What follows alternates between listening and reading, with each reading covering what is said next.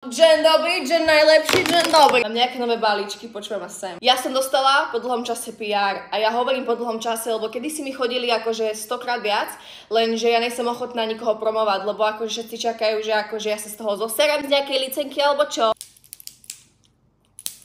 Ja som sa aj pofakovala s jednými, lebo oni, že ale všetky influencerky to dali potom na story.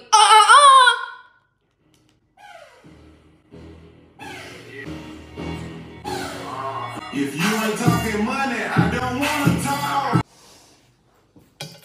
A dosť. Ale mám rada, keby poslajú PR, že ma majú radi. Ja som robila video, kde som ukazovala, čo je v mojej taške na pláž a mala som tam jednu vec z tejto značky a oni to videli a Dick poslali mi balík.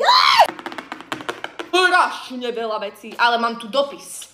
A tu ide o ten dopis. Učte sa, firmy. Toto je sentimentálne as fuck. Viete, ako to vyzerá draho? Pozri sa hen.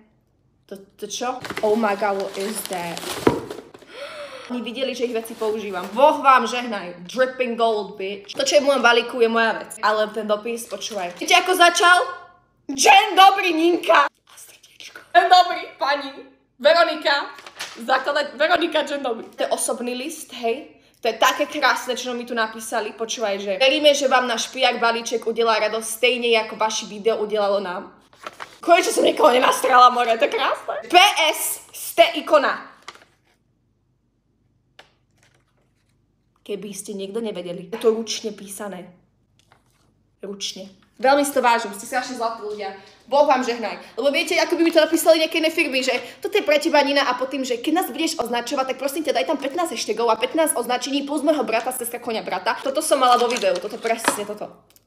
Najlepšie SPF-ko na tvár. Objednal som si veci z Quincu. Kúpila som si tašku, to som chcela. Takúto maličku. Niektorí ľudia hovoria, že moc afektuje ma tak proste. Božem za to, že som šťastný človek. No zveď zmieriť, pozri sa, aká pekná. Ježí, aká do ruky. Z takého dôvodu, neviem, čo všetko je balón. Prišli mi 3 a neviem, či to je mojou chybou, ale asi určite áno. Ja neviem, prečo mi prišli 3. Tieto dve určite rozdám. Keď som povedala, že Dudáše niekomu dám a možno, more nechytaj ma za slovíčka, možno.